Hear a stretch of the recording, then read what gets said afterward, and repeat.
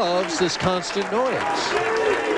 And it never looks as if anything ever bothers Dave-Arnold. It's almost as if he's kind of asleep when he's out there, but boy, is he good. As you can see, Steve-Hoskins, 2 strikes, 3 spares on 25. He had a lot of strikes, 4 of them on lane 26. Mike, they're letting Steve finish on lane 26.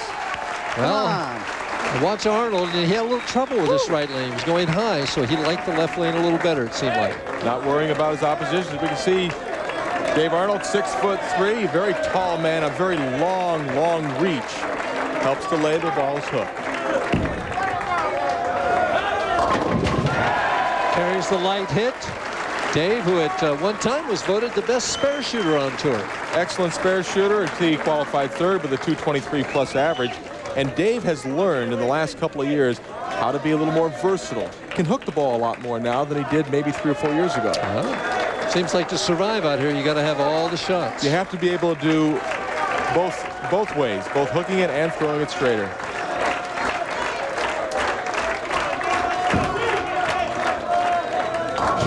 And he goes high on lane 25, leaves only the 6-pin. Good break there. Was that the lane he liked? That was the lane he supposedly liked, yes. And we'll take a look at this pin action. Take a look at the pin action here, Mike, and really right on the nose. Very fortunate to just leave the 6-pin. Easy spare. No trouble with it, but Hoskins stepping up frame 2 as the crowd starts chanting for Steve again. Well, Dave-Arnold leaves an opening very early for Steve-Hoskins to try and jump through.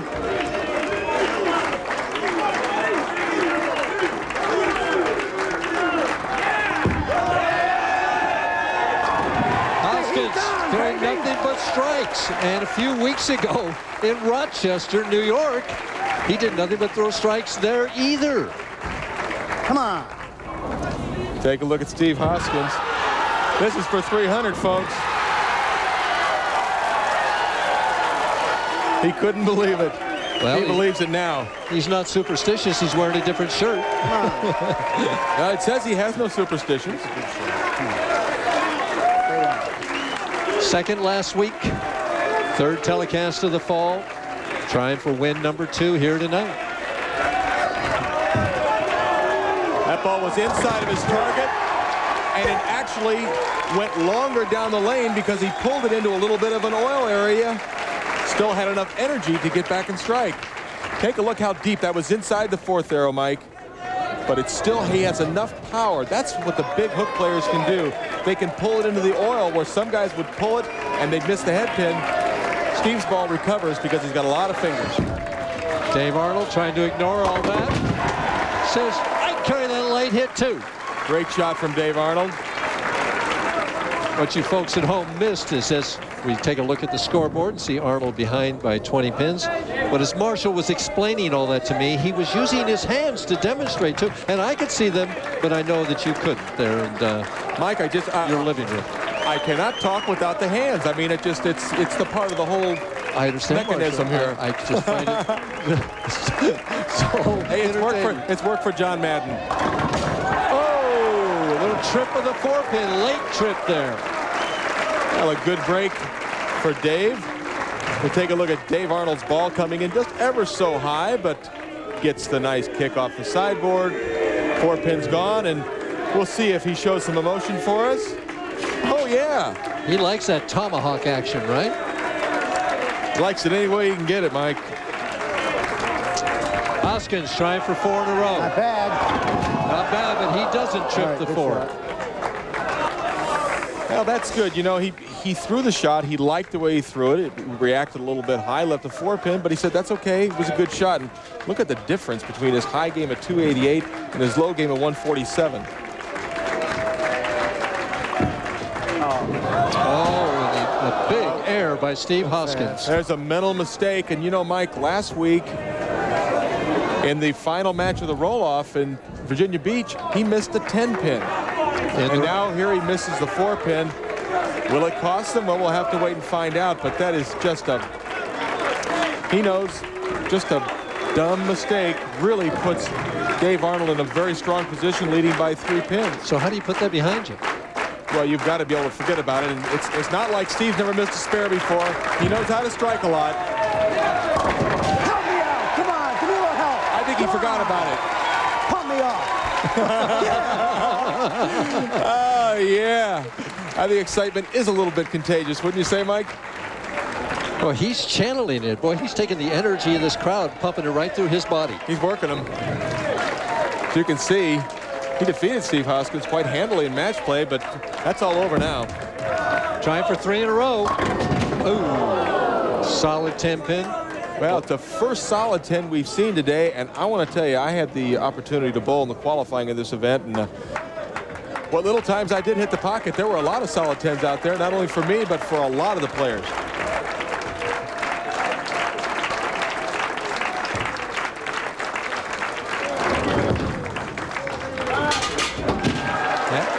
As the 10-pin, Jimmy Rudolph, who's the proprietor of the FUNFEST Entertainment Center right here in Harmarville, Pennsylvania. And we see the difference. Almost an even match. 2 pins separate these two players after 5 frames. Well, that was a nice break for Steve-Hoskins, who could have found himself 13 pins down after 5 frames, but Dave-Arnold left the 10-pin. Arnold a little high, and he's behind even if he makes this spare, leaving the 3-6-10. He'll be down by 1 pin if he picks it up, and even though the 9-pin isn't there, 3-6-10 still a very difficult spare, and even for a good spare shooter like Dave. Now, will he switch to the harder ball? Yes, he did make the switch, Mike. Think that's a wise move? I think for the 3-6-10 without the sleeper pin, yeah, I would shoot with the straighter of the 2 balls. And as accurate as Dave is, he shouldn't have any problem. As it slides by the 3-pin, so both players have opened and made errors here. Arnold falls further behind by 12 pins. Hoskins working on a strike can increase that lead when we come back. Make sure you stay with us right now. And ESPN has their truck, but Pittsburgh has their bus. There he is, Jerome Bettis, who loves bowling. And I'll tell you what, he absolutely, the people here in Pittsburgh, they love Jerome Bettis, and they should. He is quite a force for the Steelers. Hoskins working on a strike, leading by 12. Well, he was given a gift last frame. Does he take advantage? You bet he does. Come on. Yeah. Well, this is bringing out a different side of Steve Hoskins. Can I get a re-rack? He has enough presents to ask for a re-rack. For those of you that were with us last week, you remember in Chesapeake, Brian Carroll threw a strike, did throw a strike to try and win the truck put up by Ebonite, the Ford F-150, but he didn't draw his own name. Well, Ebonite realized that maybe something was wrong there, so they found out that his dream is to become a PBA member. They're going to pay all of his expenses to the Super School next July at the National Bowling Stadium in Reno, Nevada, where he'll receive some of the best instruction. They're also going to sponsor Brian in a PBA regional tournament of his choice. Turned out to be a good strike for him after all. And there's another strike by Steve Hoskins as he increases his lead to 32 pins. Yeah. I gotta love it. Take a look at this messenger, Mike. Watch the head pin go to the sideboard. Bang! That was a fast message.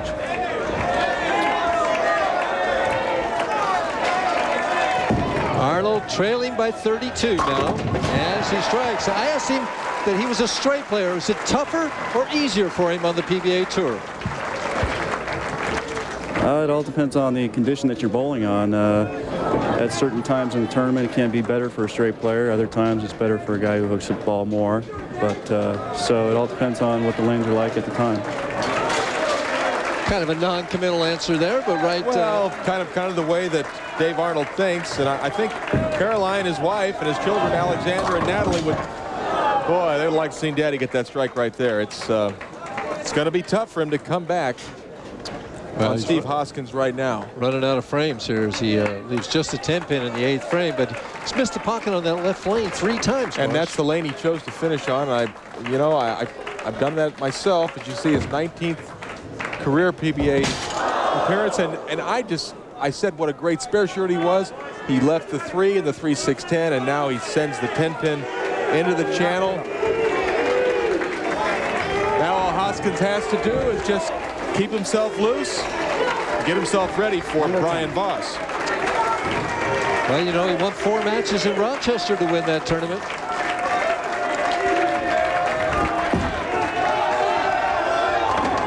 Oh, it stops right at the pocket. Total command of this match, Steve-Hoskins. Dagger. Come on. We'll take a look at Steve-Hoskins. See this ball start out inside the 4th arrow, go way out to about 7 board, and ends up dead flush. And the reaction of a very, very happy and pumped up and confident Steve-Hoskins. Working on 4 in a row. No spares. Not many spares this game. There have been 2 spares in the match, both by Arnold, and unfortunately Arnold has also missed 2 spares. Trying for a strike in the 9th. That might as well fall. Give them what they came here for, baby. Everything else has, Steve. ESPN2 is going to televise the early morning coverage of the ATP World Championships from Hanover, Germany tomorrow and Friday.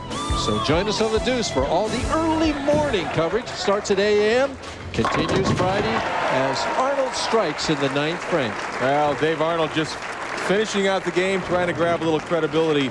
You know, Mike, really, there are some people that work for the tour that really go unnoticed, and that's the PBA Tour support team led by Ted Thompson, the player service director. The guys out in the trucks drilling up to upwards of 200 or 300 balls a week. Lance Orr, Kelly Buford, and Dave Ulm, and our paddock manager, Al Mayhouse. So wanted to say thanks to those guys. And high on that left lane again. He just never did figure out lane 25. So Dave-Arnold is going to wind up finishing 4th here at the Bayer Brunswick Touring Players Championship. Steve-Hoskins on a roll, drawing the energy from the crowd. However, he'll need a lot up next. Yeah, he'll need a lot of it the next game, because Brian Voss, he knows just how talented he is, and I don't think he's going to be intimidated by anybody. Arnold still his best finish of the year. Yeah, and he'll, you know, it's unfortunate that he bowled the kind of game he bowled, really didn't do his best work. Missed a couple of spares, finally gets a strike on that lane that he thought was his best lane. Struck on in the 4th frame, and then again on his fill ball in the 10th. Back on. Dave finishes with 183. Steve-Hoskins working on 5 in a row, wants to keep that momentum going. He says, I don't care about right now. So Dave-Arnold has lost to Steve-Hoskins in match number 2. We'll be back to take a look at our top finishers right after this. Don't go away.